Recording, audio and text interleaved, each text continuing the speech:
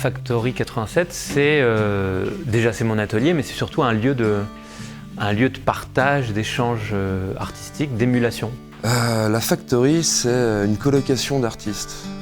Un groupe d'amis, un lieu atypique et un jardin. Voilà.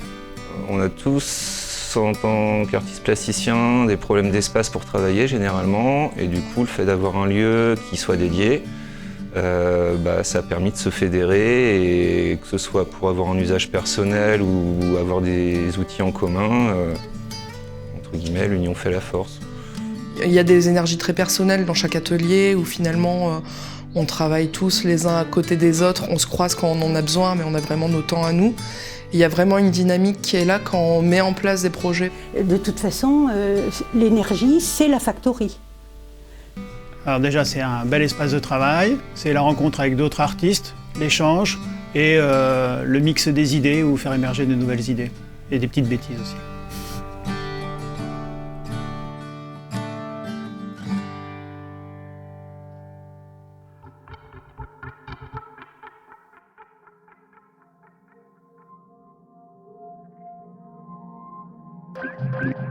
Alors moi je suis Aurélien Morinière, je suis artiste peintre, je fais de la peinture à l'huile.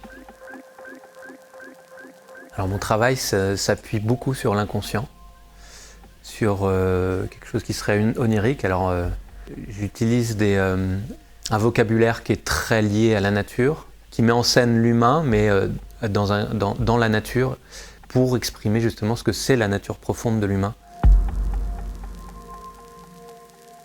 Le végétal, l'animal, la sauvagerie, la sensualité, la mort, la vie aussi dans ce qu'elle peut avoir de fulgurant et de pulsionnel, et des symboliques liées au paganisme, même si je suis quelqu'un qui n'est pas croyant. C'est un vocabulaire qui évoque une poésie qui me parle beaucoup. Quand je commence une peinture, j'ai déjà une image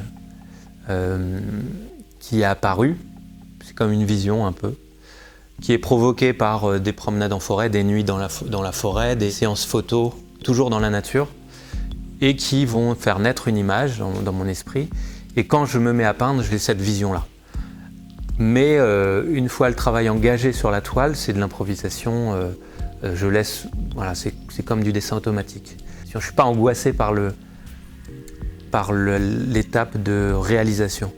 Je suis plus habité par ce qui se passe avant. Et quand c'est la réalisation, c'est une sorte d'exutoire et de catharsis, quoi. Je me libère de quelque chose à ce moment-là.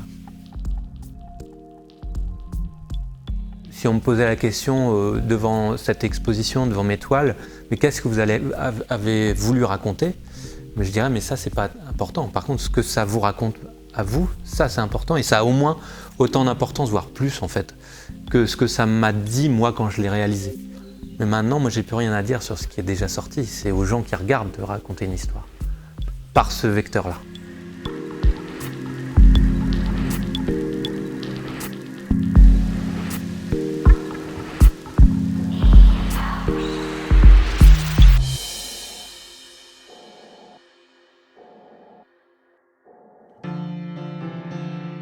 Donc je m'appelle Hérault Antonin, je suis à la Facto depuis 2013, donc j'étais là au tout début, et je suis doreur sur bois.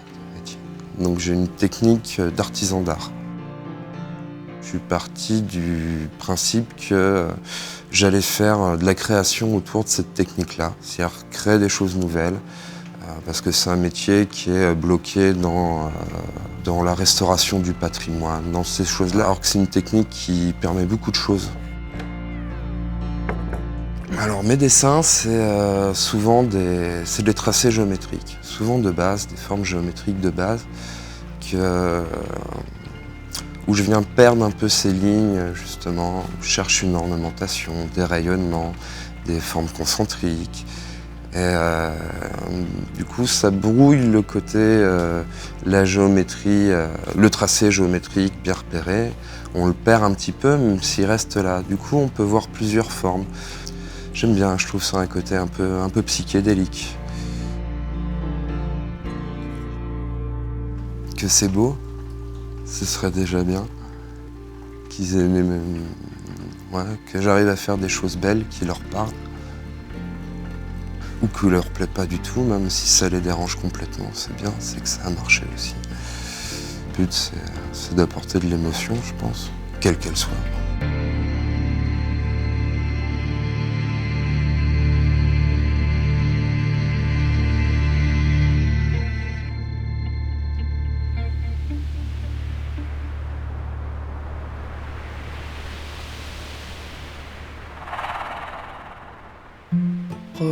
Je m'appelle Lydia Lelon, je suis artiste plasticienne, je fais plus principalement de la sculpture et ça va bientôt faire 3 ans que je suis à la Factory 87. Donc moi je travaille sur des questions de forme, c'est souvent des formes qui sont extraites de l'architecture, de l'espace urbain, l'espace maritime. En fait je me déplace beaucoup et au bout d'un certain moment, ça peut être des semaines, des mois, des fois c'est des années, je me remémore une forme ou deux de voyage que je retraduis plastiquement. J'utilise principalement le bois, mais aussi d'autres éléments.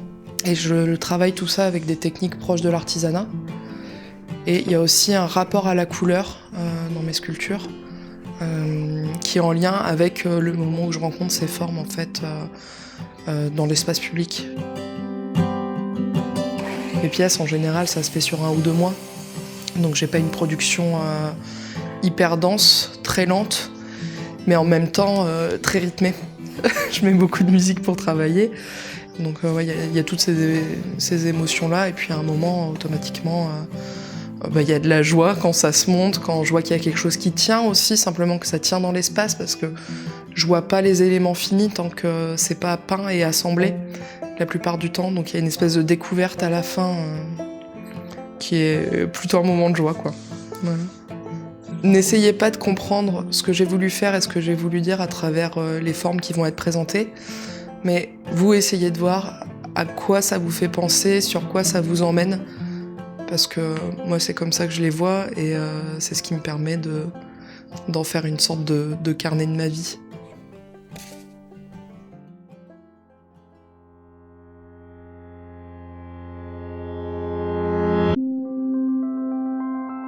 Julien Valaja, je fais des vitraux depuis une 20aine d'années et je suis à la Factory depuis 3 ans maintenant. Vraiment, depuis que j'ai commencé le vitrail à l'âge de 16 ans, j'ai vu l'importance du hasard dans un parcours. Certains disent synchronicité même. Donc c'est des concours de circonstances. Et c'est ce concours de circonstances qui m'a fait basculer dans la quête un petit peu du sens du métier du verrier. Pourquoi est-ce que j'ai trouvé une tonne de verre noir ? Et donc en fait, c'était très certainement un travail qui flirte un petit peu avec l'alchimie, où il faut transformer une matière grossière et obscure en quelque chose de plus lumineux et plus subtil. De la même manière, quand on transforme la matière, on travaille sur son propre état d'esprit.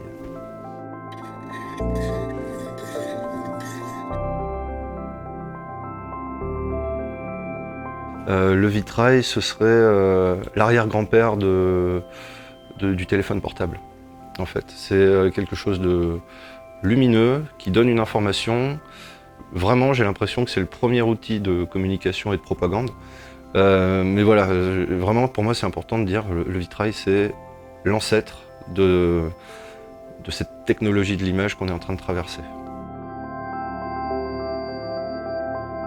J'ai beaucoup moins envie de transmettre qu'avant, mais je dirais, qu'est-ce que je voudrais transmettre qu'il faut se méfier des images. Je fais des vitraux pour dire qu'il faut se méfier des images.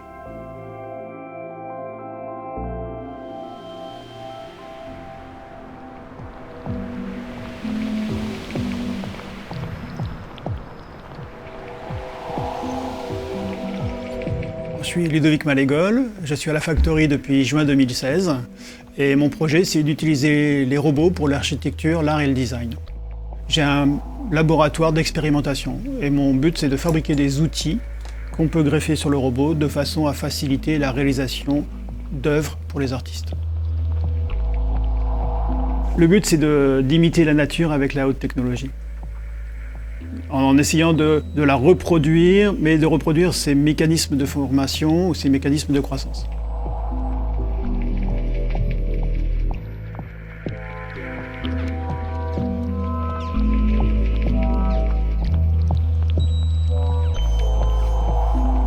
Moi, je suis plus dans le processus de création que dans la création des objets.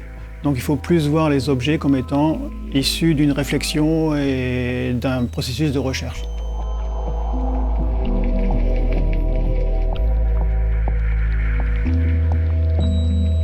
Alors, moi, mon projet, c'est de programmer les formes de façon à ce que le robot puisse les dessiner.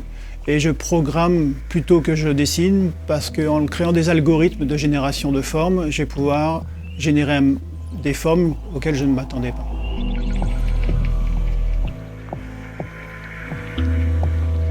Et donc du coup, je laisse une part à l'improvisation et à l'erreur, parce que des fois je fais des programmes qui ne marchent pas très bien mais qui font des très belles choses.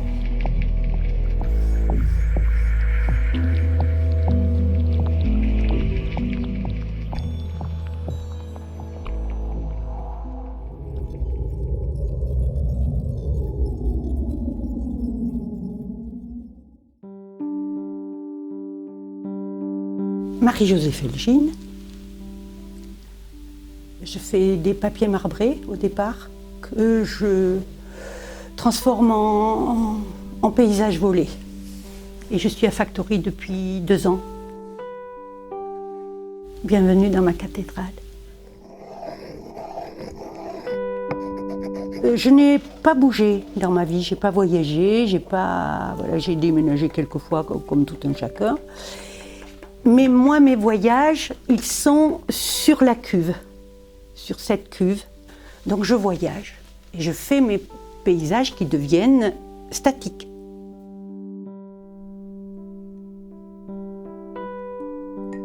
C'est le souffle. Je travaille beaucoup avec le souffle. Dans le mouvement, de la façon dont je mélange les couleurs, je reste dans mon souffle à moi. Ce sont des paysages qui ne bougent pas, puisque ils sont fixés sur le papier.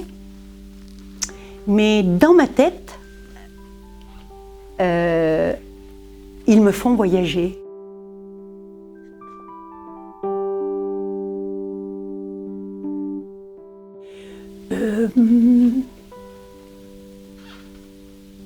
Mon travail, c'est du beau papier,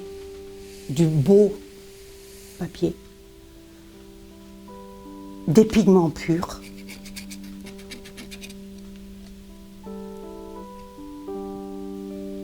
de l'eau. C'est rien. C'est rien.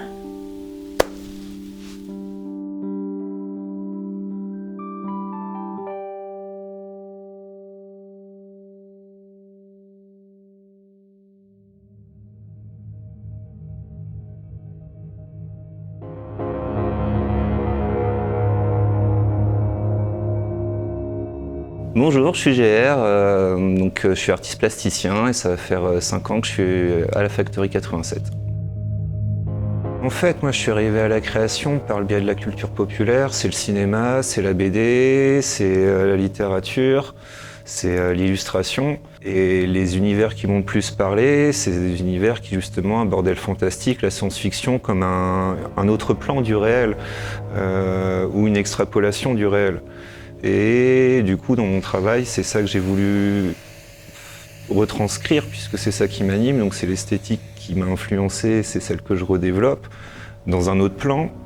Et en même temps, il y a un jeu avec la matière, quelque chose de beaucoup plus personnel, parce que c'est une réponse existentielle, l'acte créatif à mon sens.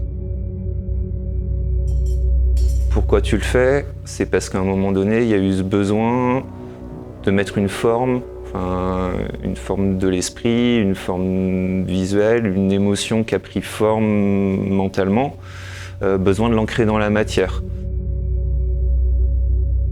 C'est un engagement de l'être, c'est un engagement de l'âme, c'est quelque chose où tu te donnes entièrement.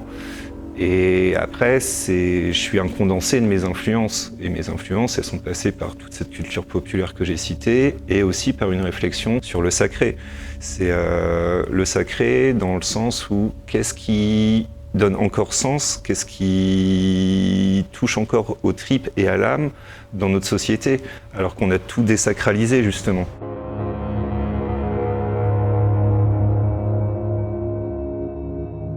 Nourrissez-vous de culture en général. Ça fait du bien à l'esprit et à l'âme.